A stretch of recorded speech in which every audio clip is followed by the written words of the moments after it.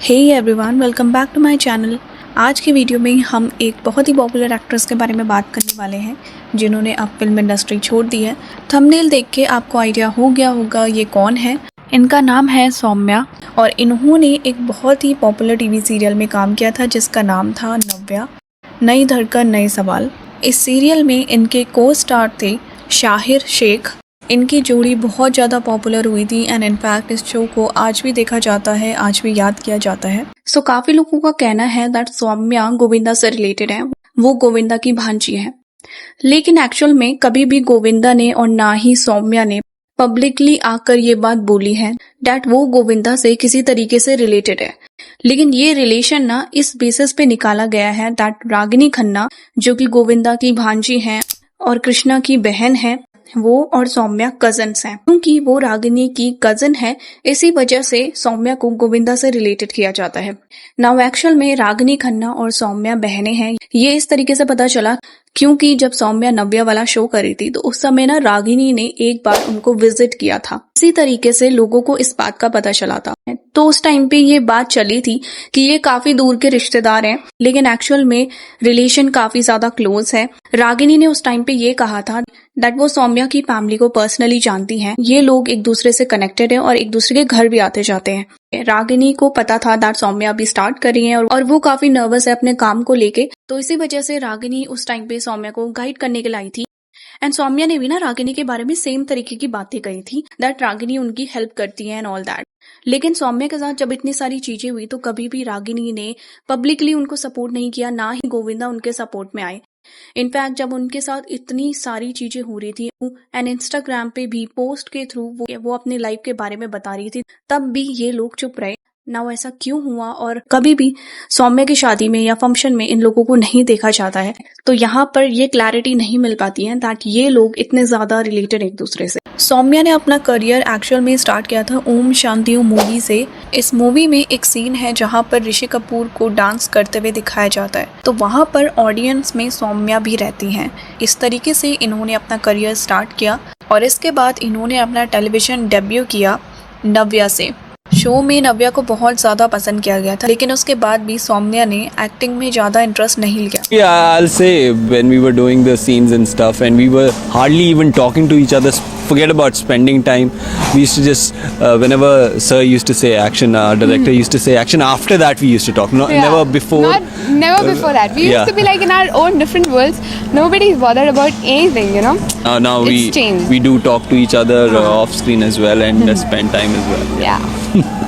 इनका show initially बहुत अच्छा परफॉर्म कर रहा था, लेकिन धीरे धीरे इसकी टीआरपी कम होती गई और इस वजह से शो की टाइमिंग्स को चेंज कर दिया गया।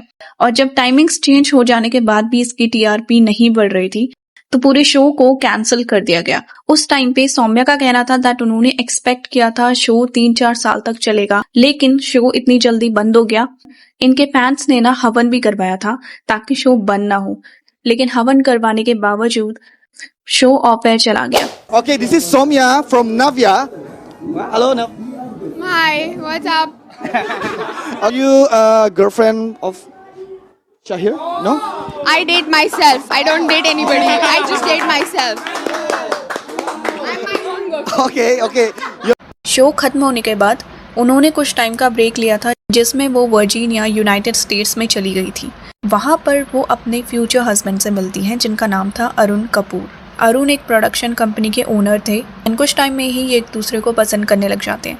इसके बाद 2016 में सौम्या अपना लास्ट शो करती हैं जिसका नाम था चक्रवर्ती अशोक सम्राट। ये शो करने के बाद वो कम्प्लीटली यूएस में शिफ्ट हो जाती हैं। जनवरी 2017 में वो अरुण कपूर से शादी कर लेती हैं और नवंबर 2017 में उनका एक बेटा होता है जिसका नाम है एडन। नाउ ये जो 11 महीने जब से उनकी शादी होती है और उसके बाद जब उनका बेटा होता है, ये टाइम बहुत ही ज़्यादा पेनफुल रहता है सौम्या के लिए। शादी के बाद ही उनके बीच में फाइट्स होने लग जाती हैं और उनके हस्बैंड अरुण उनको वर्बली फिजिकली अब्यूज़ करना स्टार्ट कर देते हैं। उस टाइम पे जब सौम्या के साथ ये सारा सीन हो रहा था तो मीडिया में आकर उन्होंने इस बारे में कुछ भी नहीं कहा था। सबको लग रहा था सौम्या एक हैप्पी लाइफ जी रही हैं। अंदर ही अंदर उनके साथ बहुत बुरा हो रहा था।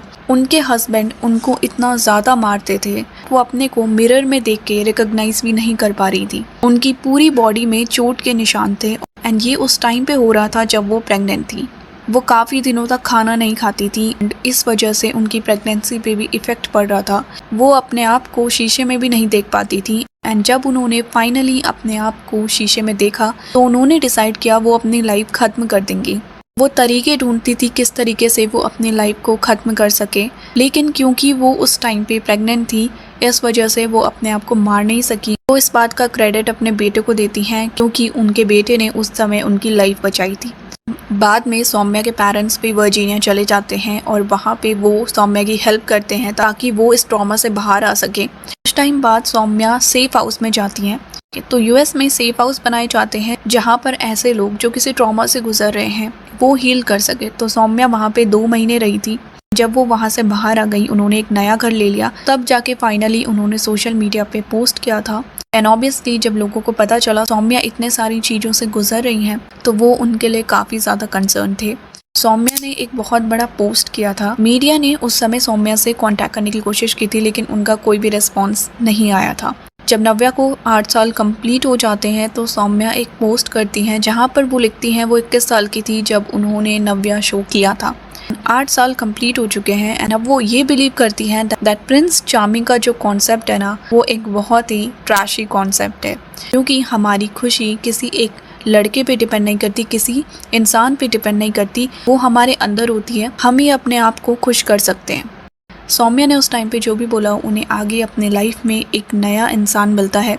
कोविड के टाइम पे वो यूएस में अपने लिए एक घर देख रही थी रेंट पे। वहाँ पे उनको एक घर मिलता है जहाँ पे उनको अपने प्रेजेंट हस्बैंड मिलते हैं जिनका नाम है शुभम।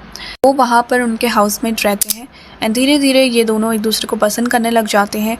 2023 में इन दोनों की शादी हो जाती है एंड शुभम ना बहुत ज़्यादा क्लोज है सौम्या के बेटे एडन से। सौम्या के अकॉर्डिंग उनको एक्टिंग पसंद है लेकिन अब वो कब ऑन स्क्रीन आएंगी इसका उनको कोई आइडिया नहीं है। लेकिन वर्जीनिया में वो रियल एस्टेट बिजनेस में इन्वॉल्व है और इंडिपेंडेंट है। वो जिस टाइम पे वो सेफ हाउस में थी उस टाइम पे बहुत सारी ऐसी वेबसाइट्स के बारे में उनको पता चला था जिससे आप यूएस में किसी पास्ट के क्रिमिनल रिकॉर्ड्स को जान सकते हो। उन्होंने एडवाइस दी थी दैट कभी भी आप रिलेशनशिप में हो तो वेरीफाई करना इज़ इम्पॉर्टेंट। इससे ऑडियंस को एक तरीके का हिंट मिला दैट हो सकता है अरुण कपूर जो उनके फर्स्ट हस्बैंड थे उनका किसी तरीके का क्रिमिनल रिकॉर्ड था जिसके बारे में सौम्या को पहले नहीं पता था, लेकिन जब उनकी शादी हो गई बाद में उनको आइडिया हुआ इस बारे में। एनीवे इनके बीच में क्या हुआ था इस बारे में कभी भी सौम्या ने ज़्यादा ओपन होकर नहीं बताया है। आज के टाइम पे वो काफ़ी अच्छी ज़िंदगी जी रही हैं और इस ट्रॉमा से भी बाहर निकल गई हैं। इस वीडियो को लेके क्या ओपिनियन है कमेंट्स में ज़रूर बताइएगा। वीडियो अच्छी लगे तो लाइक कीजिए, चैनल को सब्सक्राइब कीजिए। Thanks for watching.